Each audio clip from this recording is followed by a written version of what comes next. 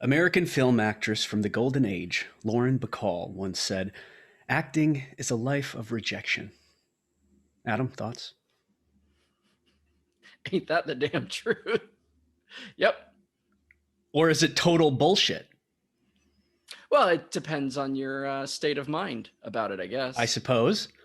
So we're talking about rejection and either the presence of it or the absence of it, however you want to look at it. But, you and I have spoken about this a lot, Adam, over many dinners, before shows and after movies and all sorts of, and we always get on this subject of how so many actors talk about rejection like it's this thing that they get hammered with every single day. No, no, no, doors shut in the face. Has that ever happened to you? That way of thinking, you mean? Well, the no, the audacity that some casting person has it in them to look at you and say, "No, you're not good enough. Get out of this room." That's not what happens in this business, right? Yeah, I think it's the more you know, but it's knowing that that's not particularly the process, and like a lot of this business is a state of mind. And I with agree. that, it's knowing that there are a lot more things at play than someone being like, no, because he sucks or he's not talented or he doesn't look a certain, there are so many things going on that determine whether or not book something. And, it's just being aware of all that has always, for me at least, helped with the notion of this word rejection, because truth be told, I don't think about it as rejection, which is such a negative, like angry word. I just don't think of it in those terms. Well, I suppose it just comes down to the fact we audition so much, we experience the process of not booking many times because that's what this job is. And if you audition, say 50 to 100 times a year, chances are you're going to get a handful of bookings. So that means that most of the time you're going in and you're not going to book it. Over so many years, you're almost forced into a better perspective because it happens so often. You have to say, this isn't healthy for me to attribute the success of an audition to the booking is not only unhealthy, but it's unprofessional. Yeah, you'll drive yourself nuts. And Right. I So know we some had to people who change our like check perspective. in with their reps afterwards, like a few days out, Right. and be Can like, I have some hey, feedback? did you hear? Am I close? Am I in the top three? What did the director say? Right. That is crazy. I never even thought about that. And I was on the phone with my manager, and she was like, we don't tell you guys if like they want to pin you, or if it's like, hey, can we keep them open, they're in the top three, but we'll let you know whatever correspondence there is, unless it's a you got it. I go to the audition and I don't hear shit until A, I have a callback, and B, I get it. And I Right. would just drive myself nuts if I got into a place where I was checking in with them all the time about an audition, because A, you're going to drive them fucking crazy, and it's gonna Absolutely. eat at you, and it's all you're going to think about is, did I get it, did I get it? Well, they asked to clear my schedule for the shoot dates, and what does that mean? Am I getting lows? And you're going to drive yourself fucking crazy, and that's not healthy for anybody.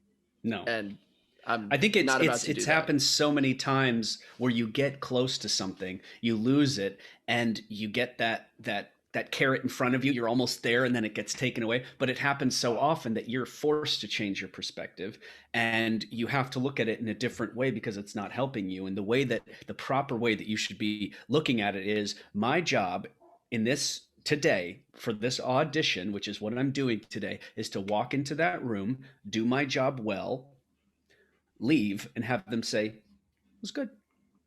It was good." And that's it. It's to get called back the next time for another thing. Or it is to book. To book would be great. That's the sugar on top of the cake, but the cake is already there and the cake is good because you did your job, you did it well, and you didn't you weren't in a desperation that drove you and the world mad.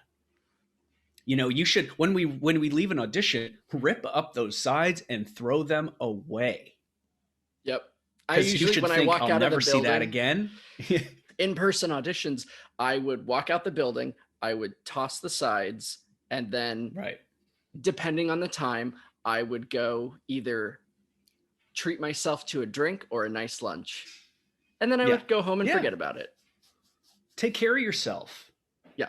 You know, yeah, absolutely, absolutely. And the throwing of the sides is not, I mean, it is literal, but it's also figurative. It's a practice that we do so that we can tag a physical reaction to the mental action of forgetting about it completely. On to the next thing. On to the next thing.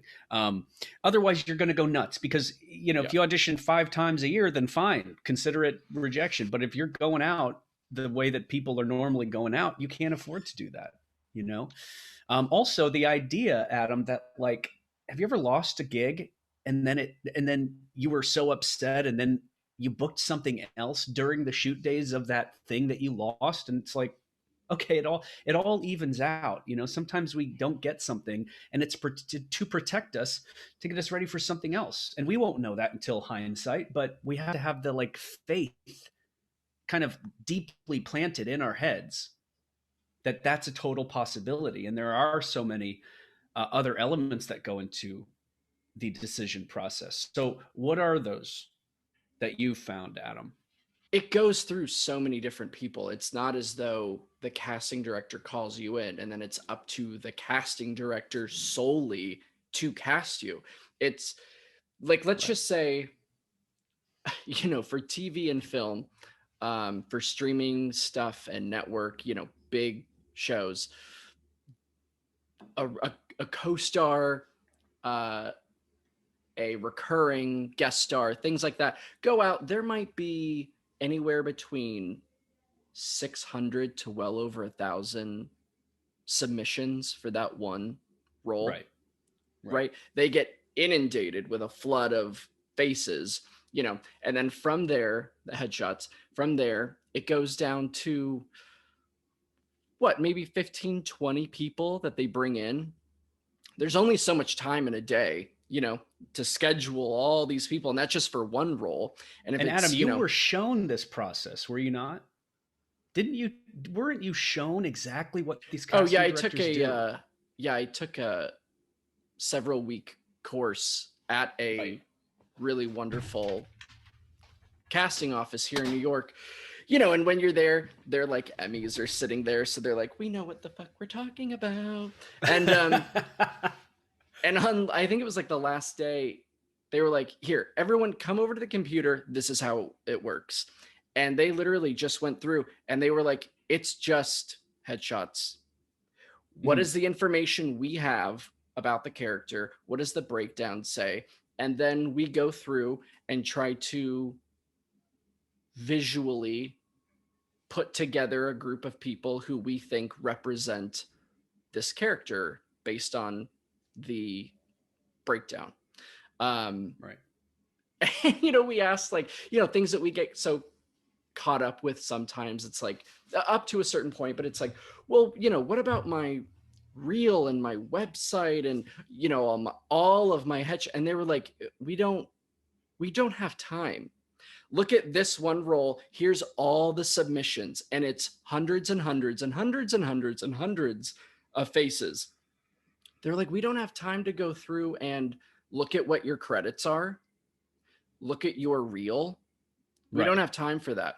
They've got 2 Eventually, hours to get 250 people into that door with and maybe, look, I for don't know, a couple of TV, dozen it's going to agents. be a lot more people than that. Wow. Some Yeah. roles can get 500 to 1,000 submissions, and they're like, I don't have time to look at what else you've been in. I just don't. Yeah. Maybe, in the next steps, the director can go, okay, who is this person? Let me see, just to sort of like crystallize the idea. But the Right. initial, getting called in for something, it really is very headshot based.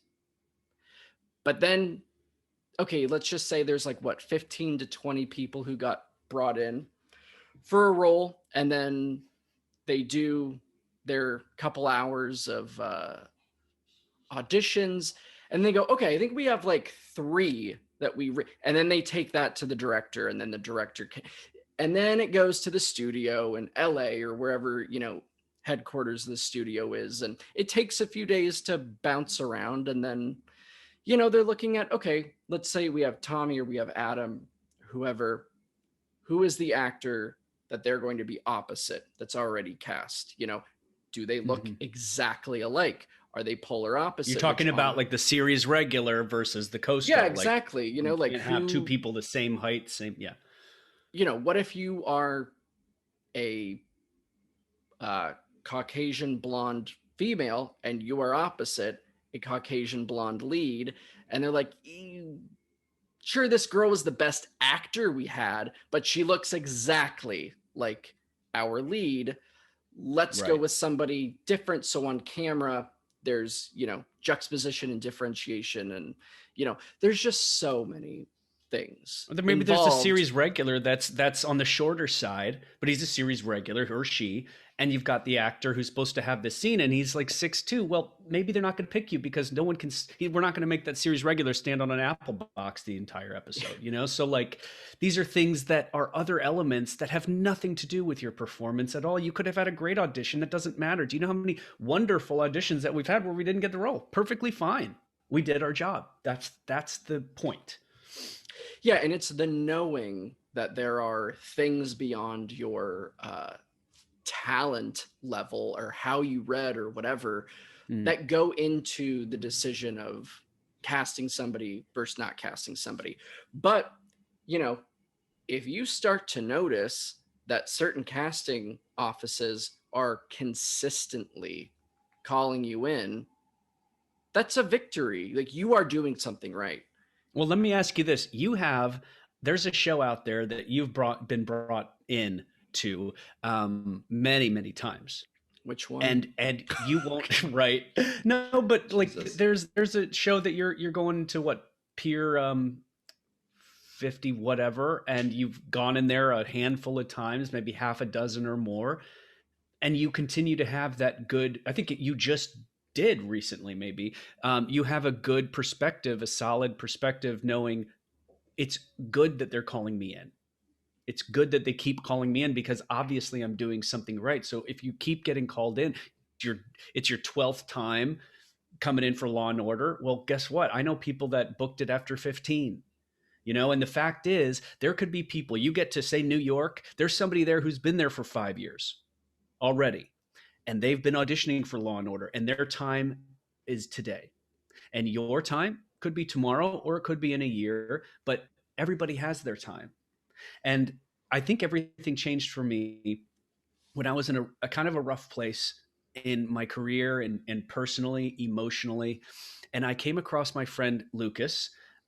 You do know Lucas. He is on tons of stuff. Pretty good career, a little older than me, very tall. And just prior, maybe that week, I was waiting on word from Judy Henderson and this show called City on a Hill for Showtime. And I got brought in for one of the characters. It was recurring. And I was really excited because it was Boston, and it was like perfect because I play a lot of New England, a lot of Boston characters, and it was an Irish thing. And so it was perfect. And I felt like, oh man, this could be, something. And there was press coming out about new cast members that were coming to press, and but this particular character had not gotten out yet. And I was like, oh my God, come on, I want this. And I wasn't reaching out to anybody, but I was soaked in self, just thinking about this role and what that would mean to me, and fantasizing about the call to my mom. You know what I mean? Like that stuff that we think about. And as I was, I just said, I'm going to take a walk, get out of my head. And I passed Lucas, my friend, and he said, I said, how are you? And he got real with me. He said, I've been struggling, and I've been in some darker areas in my life, and I just allowed it to happen, allowed myself into the area where I was in the mental and emotional state that had come to me, and I decided to live with it and allow it in and acknowledge it and allow it to pass whenever it's supposed to. And I said, that's great. And he said, and today I got a call about the biggest role that I've ever booked. And this guy's done a lot of TV, a lot of TV. And then it hit me. He didn't even have to say it, but I knew. And I said, city on a hill. He goes, how did you know? His face was so joy filled and he was so happy. And for the first time in my life, I was happy that I didn't get a role, because what I witnessed was a person who was hustling and struggling and doing his thing for a long time and needed something. And that was his thing. And it was not for me. That role was not for me. After that, everything got easier, because whenever I didn't book something, I wouldn't even be thinking about it. But if I didn't, and I knew that I didn't, I would say, good for him, to the guy that got it, because it was his to get. And whenever I book something, it's me. And then, you know what? Sometimes I get a message from Insta from somebody who auditioned and said, "Hey, congrats! I saw on IMDb that you booked this thing. Congratulations!" You know, and that's the type of professionalism that we need to adopt, I think. You know, a lot of times I will say, I read the breakdown and I'm like, really? Why am I getting called in? I physically don't see myself in this role at all. Like, I don't think I matched the breakdown or the description at all. But okay, cool. And I allow myself to just go in and have fun, because I'm like, I don't, feels kind of like a long shot, but cool. I'm going to go in, I'm going to have fun. And I like that I'm being called in for it anyway. Right. Like, once I got called in for like a sort of like maniacal villain who makes like Saw, the movies Saw, like type contraptions for like really rich people who have like a crazy side, and he's like the designer of them. And it described him as like very tall and thin with like a skeletal bony face, just really evil looking. And I'm like, I don't, okay. Yeah, And perfect so for you. I went, yeah. And so I went, and when I came out of the room afterwards, I had fun with it. I did like a voice. It was like, I just made it really like. Did you do your face evil, where you put your things down and you do that thing with the nose? Yeah. Oh my God. Yeah. And I came out, and the room when I came out was filled with everybody who I had in my head, like bald, really crazy cheekbones, skeletal looking, just so thin. I was like, this Right. is the character. For some reason, I was like the wild card that they brought in for it, which was lovely, but I was like, I don't see myself getting this. But no, there's been a lot of shows that I get called in for consistently, and it's the fact that I'm keep getting called in that I go, I must be doing something okay, because this casting office keeps bringing me in, and they are rooting for you. Always. They're rooting for everyone they bring in. And a lot of times, ultimately, it is not their final decision. It's the director. It's the producers. It's the studio. 6, 7, 8 producers. Who knows? The creative team could be a room filled with people. You know, oh, well, there's this guest star, you know, and nowadays it might come down to, okay, we have this guest star role. It's going to be one thing. Well, this person has 150,000 followers versus this person's, you know, what, you know, shit like that even can come into the fold. And it's like, you just can't do anything about certain things. So I just don't look at it as rejection, because again, if several offices continually are bringing me in, and when I go in and they're like, "Hey, Adam, how are you?" Blah, blah, blah, blah. And we have that little rapport for a few seconds and, you know, shoot the shit for a minute before we start filming. Then I go, I know I must be doing something okay that they like, because it's consistency. And to me, that is a win. And again, with how many fucking people submit for a single role, and then you think, okay, out of all of that, I'm one of the 15 or 20. Great. I'm doing something okay. So that idea of rejection. I don't let that word get into my vernacular. And I just don't No, think of it and there that it way. shouldn't. Yeah, it And I shouldn't couldn't be there. imagine, oh, if I did and I just let it, seep in and just, God, I suck and I'm not booking because I'm awful, or I don't, whatever the fuck you want to come up with. And it's like, I would go nuts. It's unhealthy. Right. It's almost like when there's a building that needs to be constructed, a construction firm, 10, 12 construction firms will say, and I know you love construction analogies, Adam.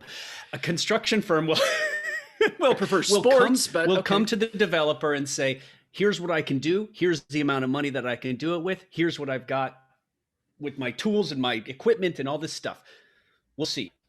Then another guy does it. And then the 10th guy does it. And the 12th guy does it. And at the end, the developer says, okay, I'm going to go with that guy because A, B, C, D, E.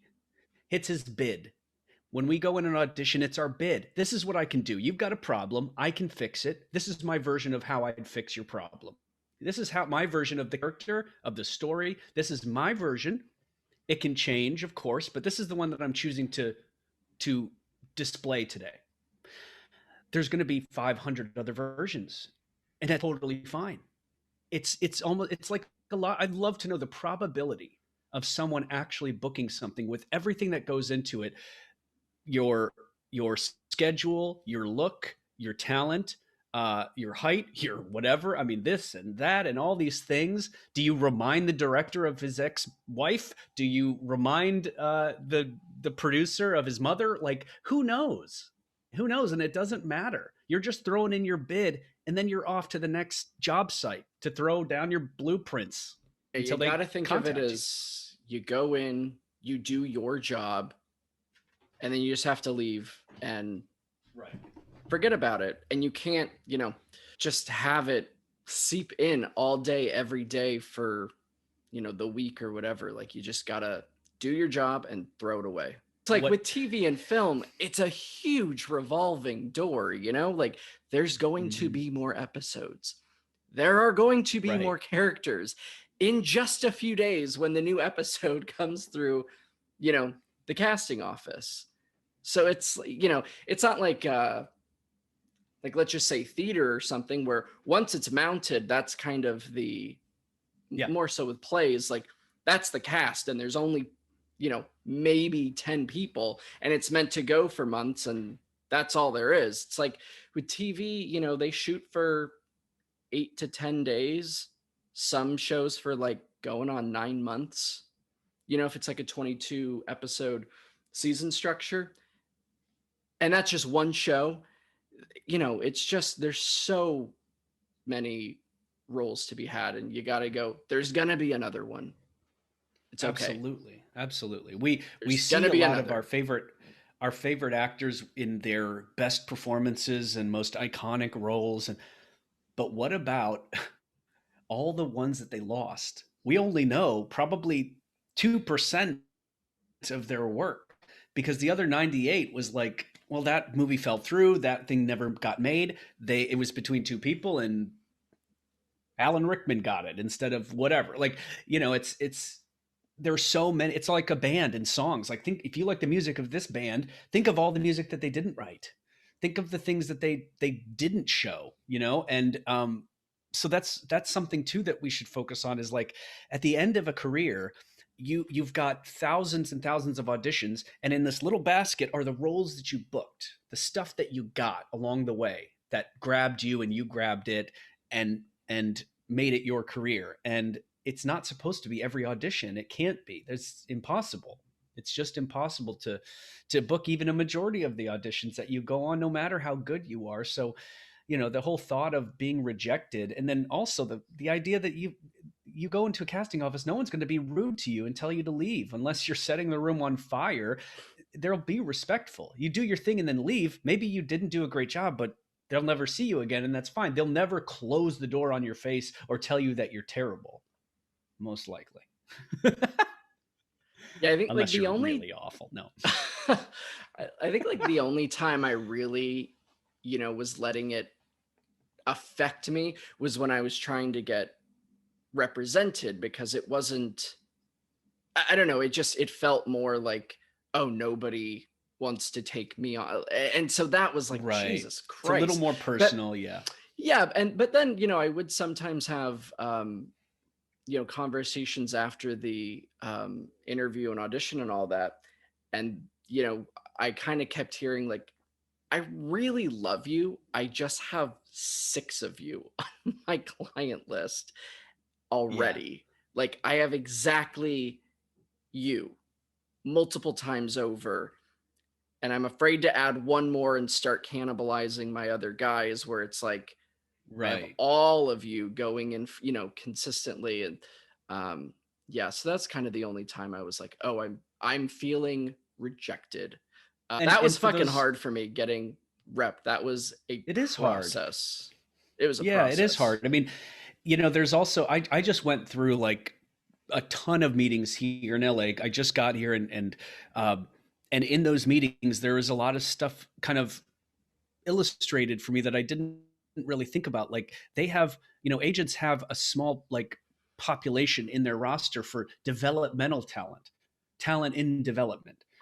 That maybe they're not people that are ready to hit the ground now, but there are people who they're molding and getting ready, and so it could be a question of, in terms of just the agent thing, it could be a question, well, even the audition thing could be a question of your development. And maybe you didn't strike gold. I mean, how many times did I go into Claire Simon in Chicago and leave with tears in my eyes saying, what the hell did I do? How could I screw that 2-line co-star up?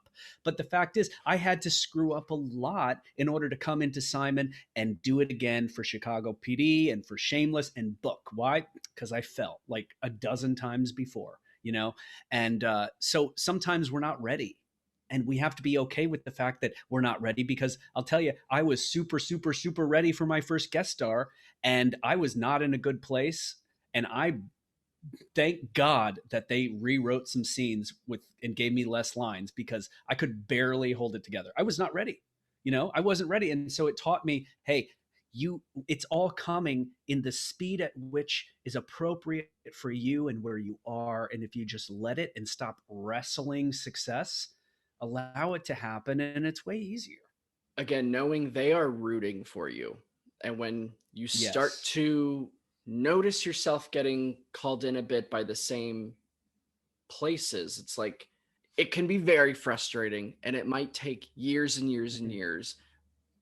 But no, there is something about you that they do like, because or else they wouldn't keep bringing you in. And eventually it It's a will be your precious time. place. A slot is a very precious place, and you're taking up a slot, so you must be okay at what you do, right? Yeah, and eventually though, it's a lot of things in this industry is a numbers game, and eventually yours will be called and Right. you're going to have that time where you finally like, book your first one with, that office, or maybe not your first one, but What about yeah. what about the people who move to, say, LA? And I mean, I'm sure you've had friends who moved to LA or moved to New York, and in 8 months they're like, yeah, just like, I just it didn't feel right, and I wasn't booking a lot. I just went for like 6 months with pilot season, and I don't know, it just didn't. It's like 8 months. It takes 8 months to park the car. What could you Yeah, possibly do in 8 months? How could you get a how could you get into effective momentum in that short amount of time? You have to at least be there for a year, just so the people start knowing your name, and then another year for you to screw up in the audition once they've allowed you in, and then maybe that third year you're ready. You're ready if you're good, if you've got all the things going for you, then you're ready to like book. It cannot be done in a short amount of time. I mean, it is that's why we say you're not dipping your toes in. It's a fucking cannonball. it is a lot of patience, and it's something you have Yes. to be prepared for. And again, with all of this, it goes without saying, everybody's story and path is going to be different. There are going to be people who, on their second audition ever, it was for Harry Potter, and Yep. now they're like enormous. Or, it's something Right. huge and they just started and they got it like right off of the bat. And then you're going to have people who, little by little by little by little by little, over a decade, and then finally after a lot of perseverance and a lot of patience, it finally came to fruition for them. And you're going to have everything in between. But it is the knowing that it is different for everybody, which I think is both really scary and really reassuring, because it's like no one has had my story or path. So it's what I make it. Right. At the same time, why the fuck am I not doing X, Y, and Z like that person? And um, but it's different for everybody. But just staying the course is so important, because it's so easy to tap out. You could just be done at any time, man. And then it's like, what the fuck was the point of all of it? All of that money and time and work and all that you put in to be like, I think I'm gonna get into interior design instead, or whatever. Right. It is easy. It's easy because it's a war out there, and it's just the idea of having peace in your life with your waters not turbulent, still. That's a wonderful thing. And if you want that, then like the business is no place for you, because it's always turbulent, it's always uncertain. And I get people wanting to leave. I never understood it in my 20s, but now in my 30s I see that life is short, and there are some things that are just worth more than waiting around for that phone to ring. But that's the problem. I'm at a place, and I know you are too, where we are happy with our friends when they book. That's an amazing thing, but it took a long time to get there. When we were young, of course, I'm sure like you, it was shitty. It was awful, because you see your friends up there and it's like, that could have been me. But the fact is, it's not me, and that's okay. And my time is going to come when it's appropriate. Yeah, for me, it was, hearing people getting into these rooms and like, oh yeah, I'm auditioning so much, and I went in for this and that, and I was like, I just want to get in the room. Like, right. But I was having, can I eat at the table? Just a morsel, please. Yeah, it was, I was at the time, I was, I'd probably just gotten my SAG card or something, and was trying to get representation so that I could, get into these rooms. And I was just like, fuck, these are things that I should be going in for. I would love to do that. I would blah, blah, blah, blah. And, you hear people say it enough times, and yeah, that pissed me off for a while, where it was very hard for me to be happy when I couldn't even get a fucking foot in the door. I didn't even have the opportunity to audition, and it just felt like time was being wasted. And now, yeah, it's like I'm happy that I even have a seat at the table to go in for TV and films, and it's like I am being seen. At one point, that was the goal. At one point in time, what's happening right now is all I wanted. Mm-hmm. Right. And that you was gotta your fantasy, and now it is your reality. You gotta remind yourself that, so who knows, 2, 3, 5 years from now, I could be going, wow. I never thought I'd be doing porn. Amazing. I will say again, like, wow, right now I am this was everything I wanted 5 years ago, so. Well, and also it's I'm a big believer of the universe, and that there is a destiny, but there's a version of your own reality, or a version of your dreams that is reality. So if I, knew for a fact that I'd be doing this, well, you'll be doing that, but you'll kind of be doing it in more like this, instead of, I mean, everybody wants to be series regular, lead of the franchise movie and all that stuff. Well, you might be a really good supporting and occasional guest star actor, and the commercials will come in and you'll get some money and it'll be good. And you won't, like, fuck fame. I mean, just get that shit right out the door. Who cares about that? But my reality right now, I'm accepting reality's version of my dreams. And I have to be okay with that. Like when I moved to Chicago, it was Second City, SNL at 26, and then movies at 30. And you know what? I auditioned for SNL. I was too young and I wasn't experienced. And honestly, it wasn't that calling anymore when I got to that table. And it was like, this, I don't think this is for me. And I started doing more drama TV, and I veered away from comedy. And you know what? Thank God, because it led me to all these incredible places. What if I didn't listen to that voice? I didn't allow the universe to take me towards drama instead of comedy, and I stayed trying to wrestle that SNL thing, or wrestle that comedy thing into submission, when really my destined path was way over there, you know? So we You have think to you're be kind funny? of cognizant of that. Listen, You think you're I do. funny? And That's that's all that so matters. that's so funny. You think you're See? funny. What was it for you like when you were starting that you kind of like told yourself to deal with the idea of rejection? Was it conversations you had with people that you thought, "Oh, that really changes my perception of that concept"? Was it something that you just kind of already were like, "Yeah, I don't really think of it like that"?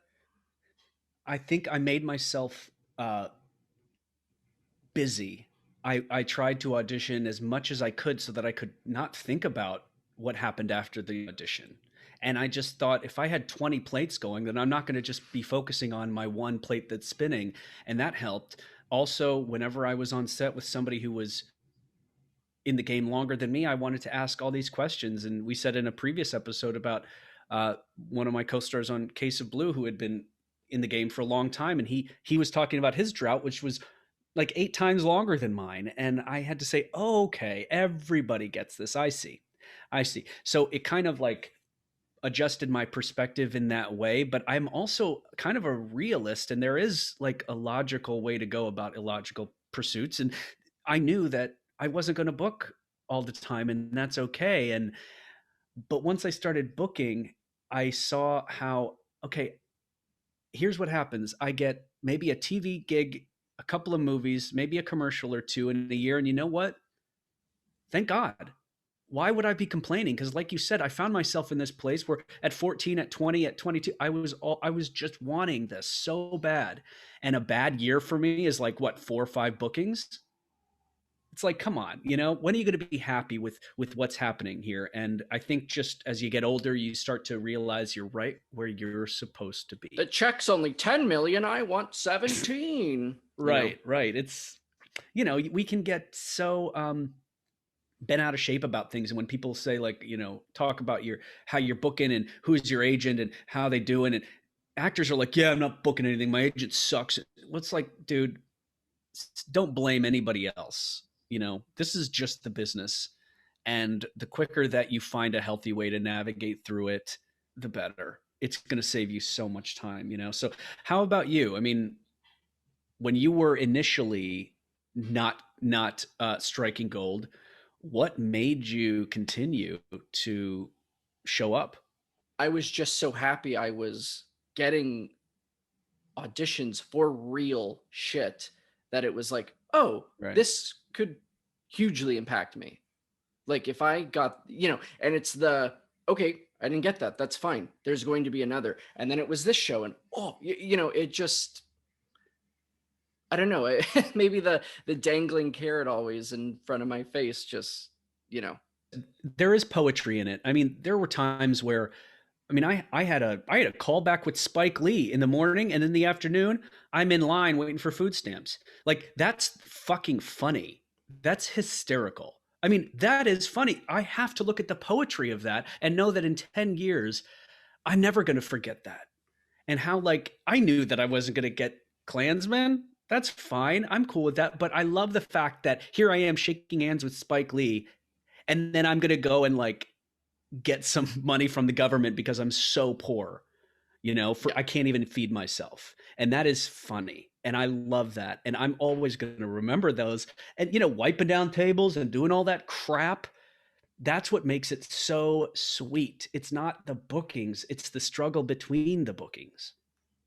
Like too, when I first went into talk with my managers, the pretense wasn't like, oh, we're going to sign you and start working together or anything. It was more like, I don't think we're really taking anybody on right now, but why don't you come in and we'll meet so that when that time comes, we've already crossed that bridge. Is that something you'd be interested in it in? And I said, oh yes. So I went in and had a great meeting. And again, I wasn't thinking, oh, we're going to just do this now. It was like, oh, I'm having this meeting so that down the line, you know, that's already kind of been done.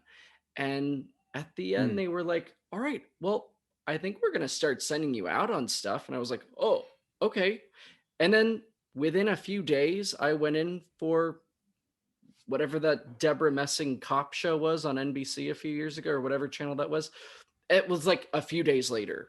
So now, you know, it had gone from just trying to get my reel together and doing shitty student films and little things just to get myself on tape so that I could even, you know, go have meetings with people, to I'm going out for something real on TV that would have like a real paycheck with it. Right. And then I would have a TV credit. Holy shit. Within like, it just went from night to day, and I wasn't expecting that. And then, you know, we just started working together, and it was slowly but surely, you know, when nobody knows who the hell you are, it takes a while before you start getting like called in for stuff because you're a fresh face. And yeah, I think Mhm. once that happened and I was like, okay, now my foot is somewhat in the door and I'm actually going out for real things. That was really like, yeah, I'm here to kind of stay and do this.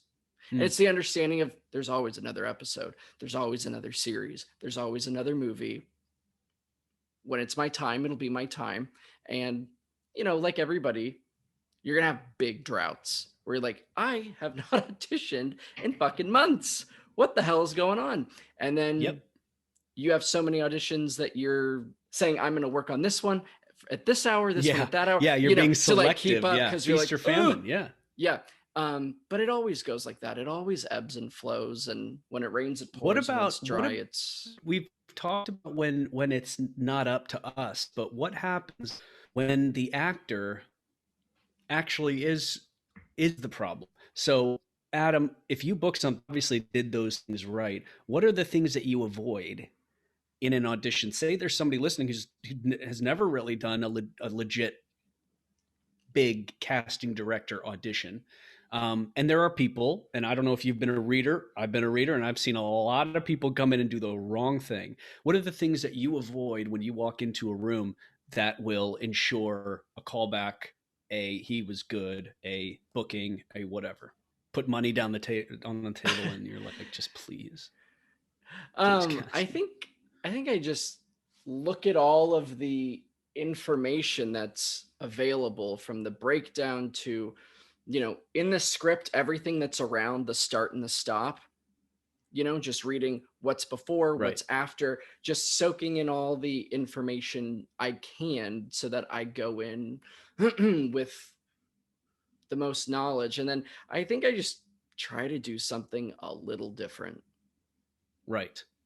Because I think, and you know, a lot of things, especially like in the co-star world, they're very quick. They're sort of, you know, just turn and burn generic characters, and they're gonna see, you know, there's not a lot there to like play with a lot of times. So I think I just think, okay, if they're calling in so many guys for this role, what am I gonna do that's just a little different? Whether that's Right. something with my voice or physically, or, you know, just what's like a bold something I can do that they'd go, oh, nobody else has been doing that today.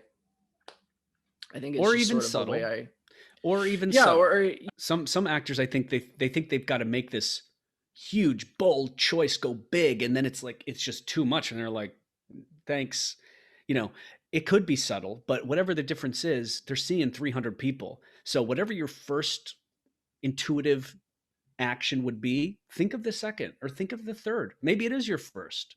Maybe it is you should go with choice number one, but there are all these things that you can subtly even do that will set you apart. But even so much as walking in and screwing up your slate or looking like a deer in the headlights when you say your name and your eight, if you walk in with conviction and quiet power, and you don't need to impress anybody, you're just here to do the job, to smile, to be patient in the waiting room, to not shake hands, to say thanks a lot, to not ask, can we do it again?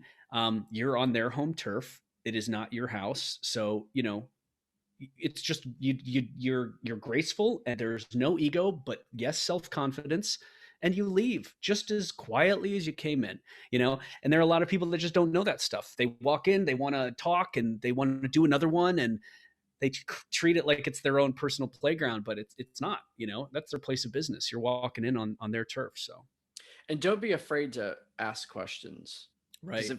if there's something that I had an audition once that I almost, because I had work, almost did a self tape for, but it was like episode 2 of a brand new series. And I was like, you know what? I have never been into this office before. And this is the beginning of the series. So they're going to have, another however many episodes that they're casting. I think I want to go in person. And so I got work covered, and I had told my managers, even though they said like you're totally cool to self tape, they said you could. I was like, I feel like I should go in person. And Yeah. it was just, the sides were just perfect, and I was like, I really want this. It was kind of funny. I was like, I have a feeling about this and I want to do it in person. But in the sides, the stage direction very specifically said things. And when I got there, I said, oh, I just have a quick question. So I don't notice you until this line, right? Which is kind of far down because I'm doing my job and I'm preoccupied. And then I look up at you at this point, and she was like, no, you noticed me the whole time. And I was like, oh, I had only prepared it the way that it literally says in the sides. And so had Wow. I never asked that, I would have looked like such a jackass looking down or, doing whatever my job was in the scene and not like connecting with the reader or, whoever. But I was so glad I asked that. She was like, no, right off the bat, you noticed me and we just start chatting. You're not like doing your business until this point. And I was like, oh, holy shit. I am so glad I asked that. Right. So we did it And a few times, and then I got the yeah. call back, and then I booked it and did the call back with the director and everything. But again, Oh, had I great. just said, I'm going to do a self tape, I would have Yeah. looked like a fucking idiot, not Right. like, connecting, or they would have been like, oh, that's not what we want. And I went in and said, just to clarify, because I was like, this is a long time for me to not like to be self-involved in my business before I Right. like acknowledge you. And she said, oh, no, right off the bat, just, but I was It's happy that I asked. Or, yeah. other times I've gone in for something and there was information that I was not aware of. And it was like a mob boss's son or something. But I thought, I was being all like, oh, my dad's the boss, blah, blah, blah, blah, blah, blah, like a shitty, bratty, like mob boss kid. And so I did it. And she was like, that's great. So your dad just died. You are now the head of the family. And I was like, wait, what? That was not in the sides. That was not, it didn't say like newly wow. Yeah. minted, head of the family. His father just died and now he's filling these shoes. None of that is in the breakdown, or I had no idea, and I had to like totally change my perception of the scene. And she was like, yeah, so you should play it as like this is a new thing and you're trying to really take command of everything because now it's your family, this mafia family. Right. And I was Right. like, So yeah, there's a lot of stuff that can get cleared up just by asking, or if you have the choice to go in person. So they get an idea. Not only you get an idea of the piece, but they get an idea of you too. Yeah, and something, it happens a lot where in the room they'll clarify something, which then Yeah. changes everything. The first TV thing I ever booked, the director was in the room, which was very bizarre for an initial audition. And she gave me information that again was not in the sides, wasn't in the breakdown. And I was like, oh, that totally changes the lines and everything. And she was like, yeah, just so you know, that's part of this too. So take that into account and, take a second if you need. And I did it. And she was like, she goes, just so you know, between us, and the casting director's right by her, she's like, these co-stars, like these one line time, I fucking hate casting these. I was like, okay. She was like, that was perfect though. Yep, that was it. Great job. Let's just do it once more for safety. And I was like, okay. She was like, perfect, great. Thank you. And I was like, did I book this? I have no idea what's about to happen. But That's sometimes you get funny. information in the room that certainly Yeah. helps with things. Yeah, and your research, the FYIs are very important. They're there for a reason. Is this scene number 8, 9, 10 on the script, or is it 56, 57, 58? Your tempo is going to be different. Are the characters being introduced early on? Check that page number. All sorts of wonderful little things that you can do to like make your audition a little bit better, to understand the algorithm of what a guest star arc is, and to know, oh, so it's always ambiguous until this point, and then there's a change and all that stuff, and then there's a change, and to understand that the formula of script writing, and that will inform so many choices. Yeah, if it's Law and Order, if it's a procedural like that, like your job is to ping pong that dialogue. It's not for dramatic acting choices. That is not the pace of the show. It's boom, boom, Right. boom, boom, boom, boom, boom. Get the information out. You are there TV is to very serve. fast. You were Yeah. there to serve the series regulars. Right, right. Every minute on a show is thousands and thousands and thousands of dollars. So fast, fast, fast, fast.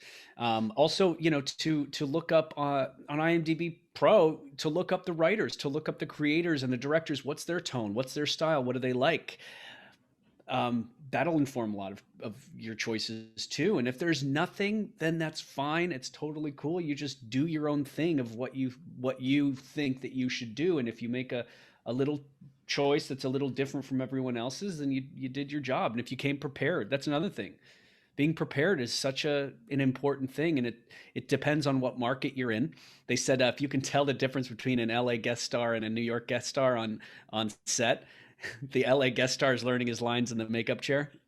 Ah, Because they're just, it's a different vibe. And in Chicago, you're never going to walk into Claire Syme without knowing all of your lines, because you will not be asked back.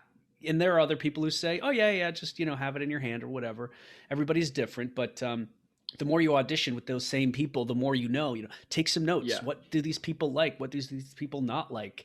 Who are the names of these people, so that you can like call them by name and say thanks for coming out. And you know what, if there's somebody who, like, Melsky will call me in in New York, probably 60 times a year for commercials, and I will most of the time not book anything for her, but they keep calling me in. So every Christmas I'll give her $100 gift card to whatever steakhouse is down the street. Why? Because thank you for allowing me to take up a slot and to throw my hat into the ring. I've had tons of callbacks from them, and that's just my way of saying thank you. So there's all these little things that you can do So to we're kind of bribing. help your relationship. I'm bribing them. Absolutely. Absolutely. Puppies, gift cards. Listen, whatever helps, man. Whatever It's a helps. it's a thank you. It's a little token of your appreciation for them having faith in you, and it works. Yeah. I wouldn't do that a lot though. Yeah. So I would say, in summation, it's a state of mind, and you just gotta, you can't think of it in terms of rejection as in like I'm not talented or you're not worthy enough, or oh, I look this way, or I'm this, or it's not about that. There are so many factors that go into it, and you really just need to, okay, I showed up, I did my job, I was happy with it, and That's all I can do today. Wow, I keep And now burping. I'm so sorry. I'm gonna leave. And if I get it, awesome. If not, I hope they call me in again. Right. And That's that's it. it. That's it, folks. It's not rejection. They just went with somebody else. Exactly.